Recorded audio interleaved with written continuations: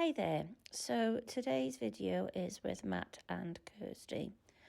I have to apologise because I actually interviewed them for this in August, but I really didn't anticipate how busy the following months were going to be, and my plan of doing a weekly video interview just fell by the wayside. I actually met or witnessed Matt and Kirsty work a couple of years ago. They were doing a special, I believe, up in the valleys, and I had a night 3. I saw it advertised and I shot up and watched them. I wasn't lucky enough to get a reading, but to watch them work really impressed me. They gave their messages with such compassion and care and empathy, but they were also very clear in their validation and evidence. And as mediums, I know that is something that we all strive to do, is to get that evidence across. So when I was interviewing mediums, I definitely reached out to them, and I was pleased to see that they were happy to have me interview them. So listen to the following interview. I really enjoyed my conversation with them, and it was just so lovely to speak to people who I believe are on the same wavelength as me and have the same belief as me. I hope you enjoyed it as much as I did making it.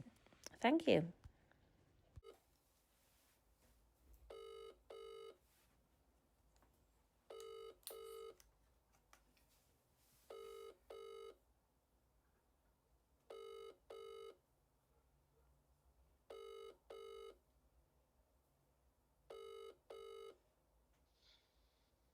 Hello. Hi, Kirsty and Matt. It's Sue. Hello there. How are you? How are you guys doing? You all right? Yeah, it's all good, thank you. Yep, wonderful. Thank you, lovely jubbly. Oh, fab. Yeah, it's nice up here as well at the moment. The weather's nice, it's calm, and everything's great. Oh, that's good. Lovely weather as well. Oh, good. So thank you for agreeing to do the interview. I really appreciate it. Thank you for asking No, us. and I understand you come to Wales quite a bit. About 3 times a year, normally. Yeah. And we love it. Absolutely love it. I know. It's a beautiful part of the world, isn't it? I feel blessed to live here. And beautiful people. Oh, yeah, I agree. You probably don't know this, but I actually saw you, I want to say about maybe 2 years ago. It was round about October, November time, I think, before COVID. Okay. Would you have been in Wales around about that time? We would.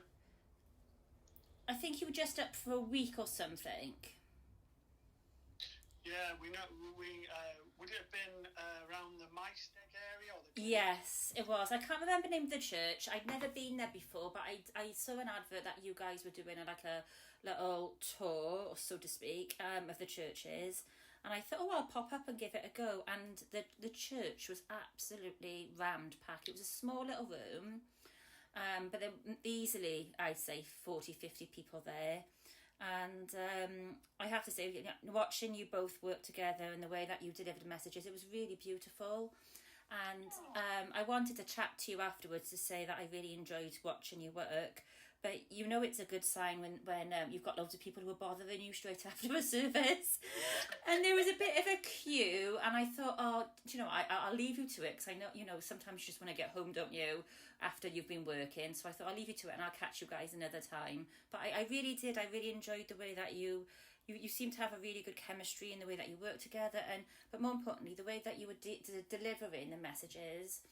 You showed you cared, and that's so important.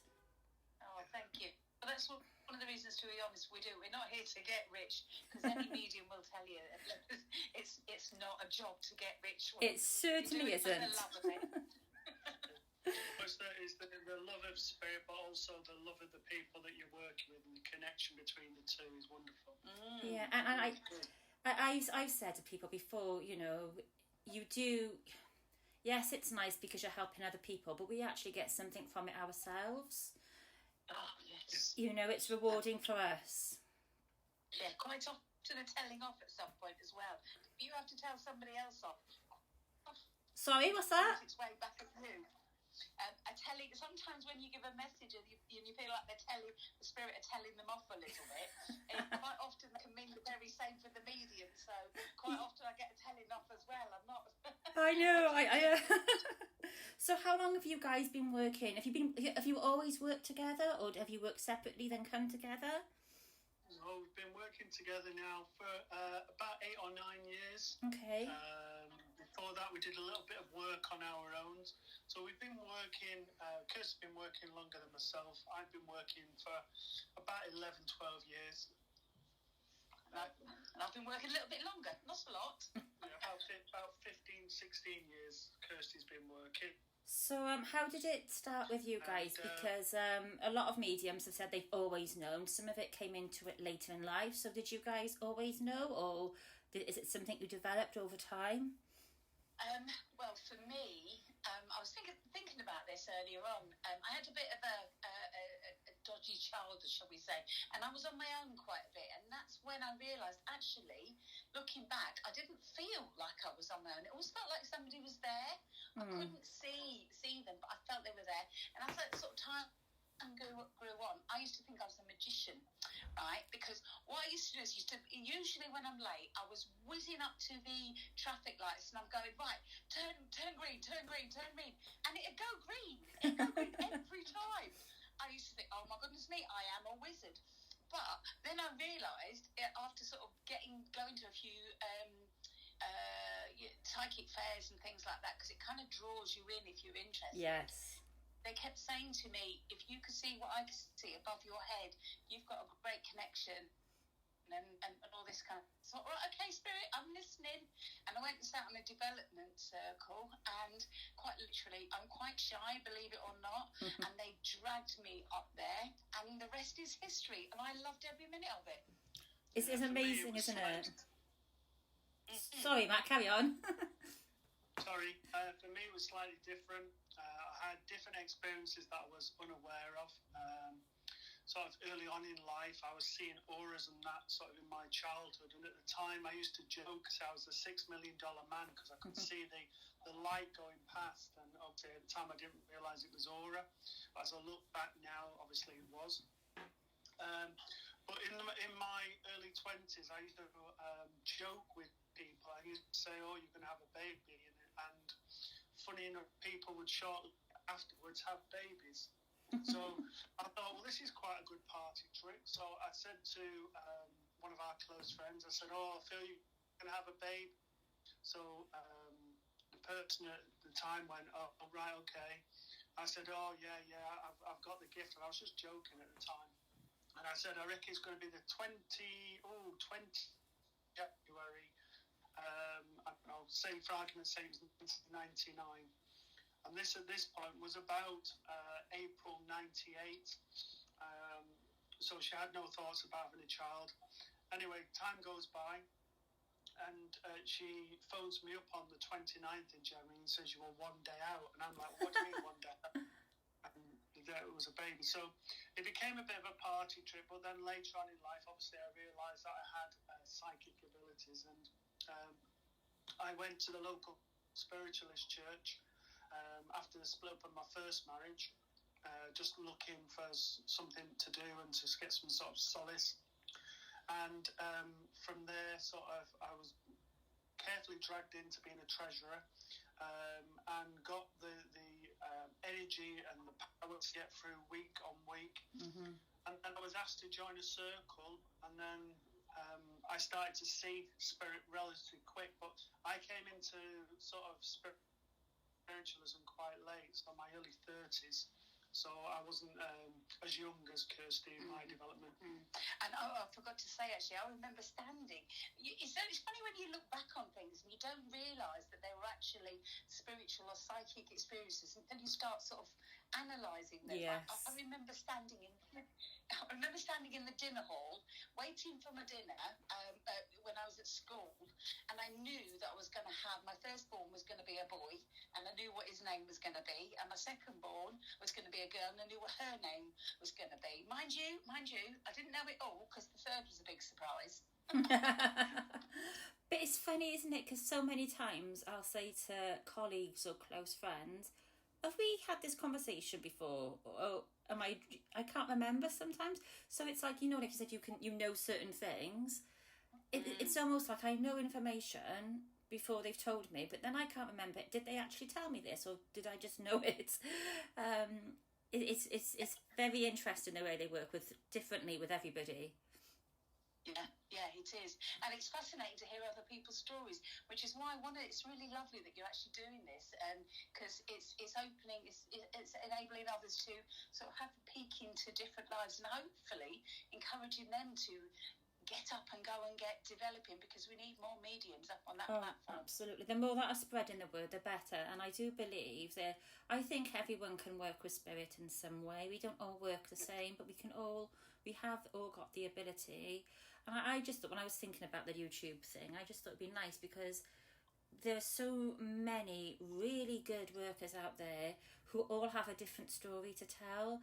And there are so many preconceived stereotypes about mediums that it would be nice to sort of like shatter that. I remember once going to a charity event, and they asked me if I wanted to use the changing room, and I was like, no, I'm alright, I'm wearing this. And they're like, oh, don't you have to put like a veil or your chains or something on? I was like, do you think I'm a gypsy? And it was just like, they had that image of the typical dark-haired beauty with the veil and the crystal ball, and it was they really had no idea that I'm just a normal person. Yeah, we are, aren't we? You have something that he says at the start of the services about his head, and we always have a little bit of a joke about it. Yeah, that my head doesn't spin round. Yeah. But joking aside, I think it's really important that we demystify it and don't try and see it as something that we're above you and you're down there. Yes. We've got special gifts, we can read minds and stuff. It's that anybody can do it, and that everyone has the capability, if they so choose, to have that gift. Mm-hmm. And it's just, from all different walks of life, and there's nobody. People say, I don't know why they chose me, or I can't do this because I'm not educated, or I'm not this. Spirit just choose people because of the big heart that they have, and they will work with that in whatever way. I always say that it's we can all do it, but just some of us have forgotten. Yeah, absolutely. And I think we all have our own baggage or our own past and stories that actually we can use to help our development and help other people that have gone through something similarly.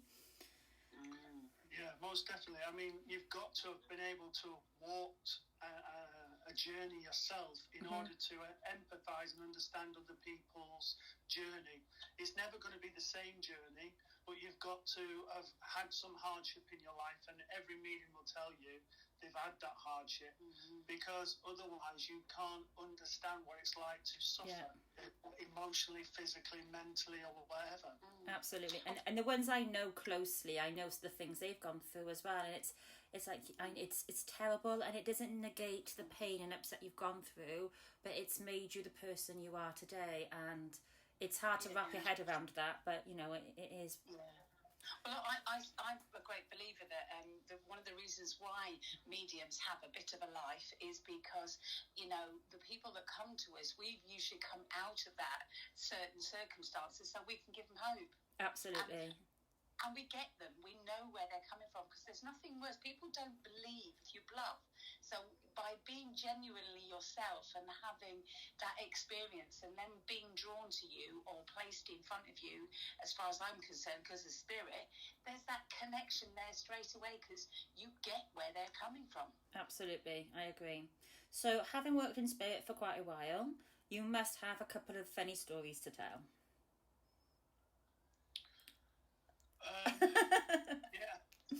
Yes. Is there one you'd like to share? I'm just trying to think one off the top of my head at the moment of funny ones.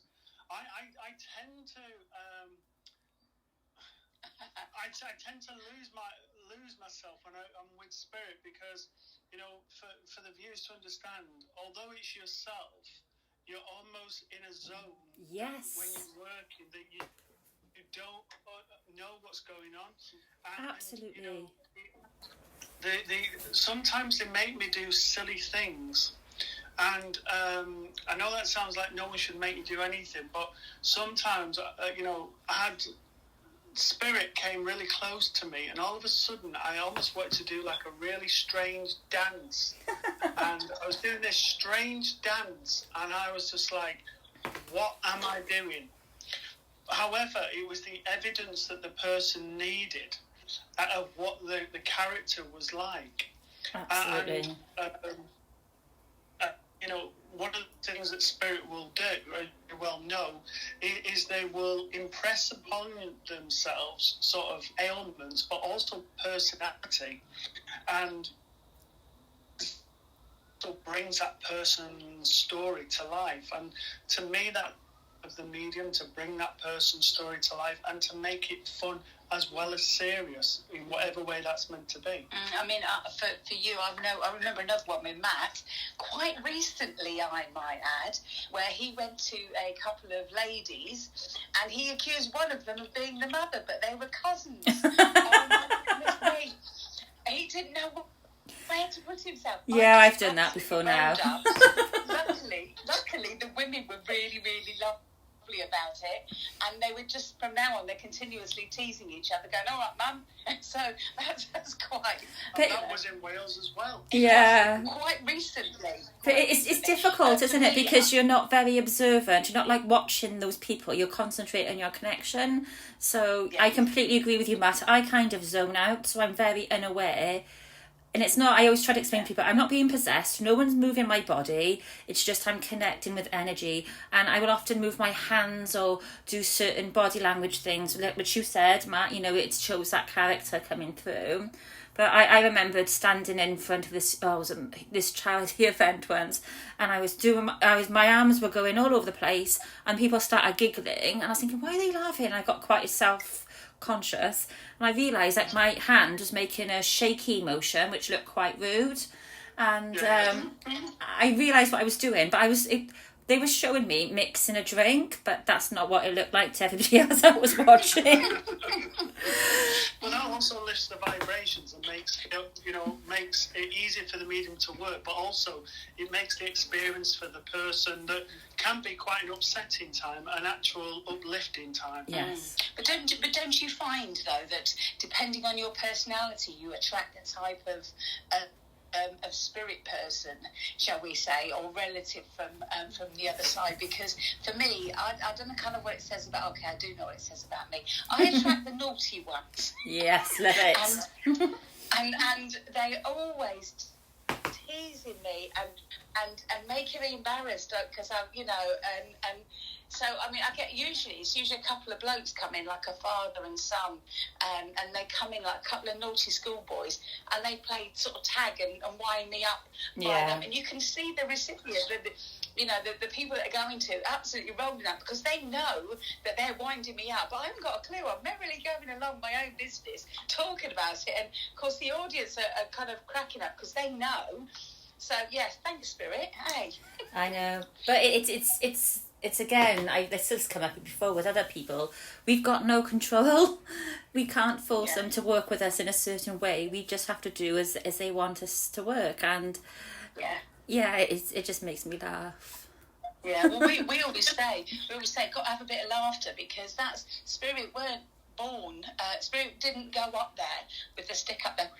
At the end of the day, they're basically laughing and joking and still causing as much mischief as they were down here, because if they come back all serious, you wouldn't recognise them. And it goes to, again, what Matt was saying about the character coming through.